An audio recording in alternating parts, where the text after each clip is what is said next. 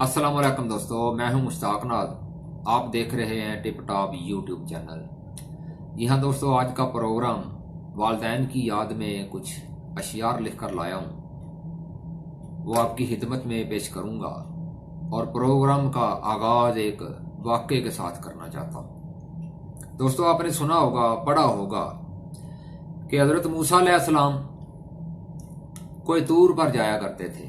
वहां पर अल्लाह तबारक व तआला की तरफ से जो भी हज़रत मूसा अलैहिस्सलाम की उम्मत को पैगाम हुक्म होता था, वो कोई तूर पर जाकर वहां से अल्लाह तबारक व तआला से हम कलाम होकर लेकर आते थे और आकर अपनी उम्मत को वो सुनाया करते थे कि आपके लिए अल्लाह ताला की तरफ से ये हुक्म है कि आप फलां काम को इस तरह करें, फलां काम को इस तरह करें। तो इस तरह हज़रत मूसा अलैहिस्सलाम जब भी अल्लाह ताला की तरफ से कोई हुक्म होता था तो कोई तूर पर जाया करते थे।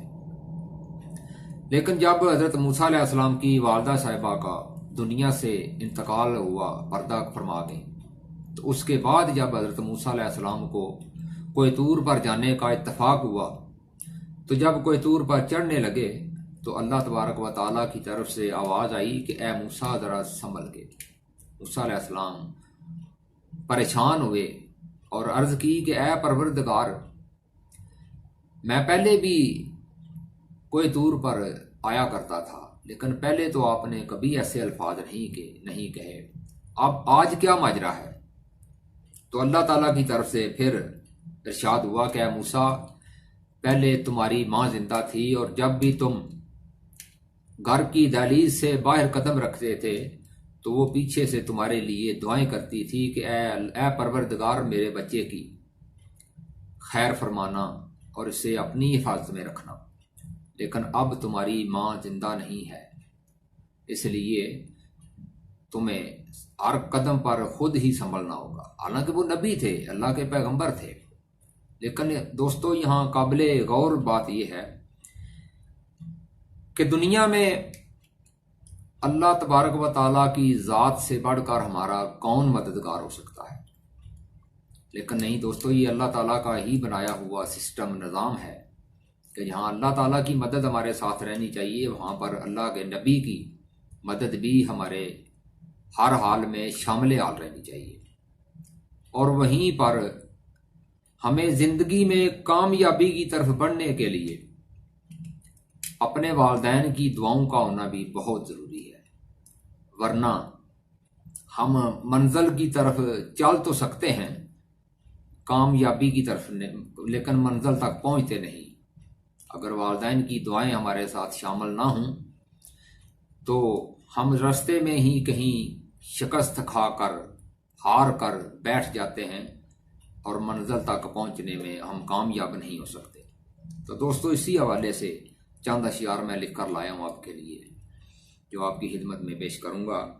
तो शायर लिखता है, टूट जाए जिंदगी में अगर सिलसिला माँ की दुआओं का, टूट जाए जिंदगी में अगर सिलसिला माँ की दुआओं का, फिर मूसा के लिए भी मुश्किल हो जाता है कोई दूर पर चलना। तो दोस्तों, आगे एक दोड़ा लिखा है जो पंजाबी में है, वो भी मैंने अपने ही जज्बात लिखे हैं। तो ये दोड़ा ऐसा है कि इसमें अल्फाज की तरतीब ऐसी है कि आप इसे गा भी सकते हैं, गाया भी जा सकता है। कि शायर लिखता है, जदों भी मैं घर जाता सा, जदों भी मैं घर जाता सा, करदी लाड बथेरे नी, तू सै माए जन्नत मेरी, जावां सदके तेरे नी।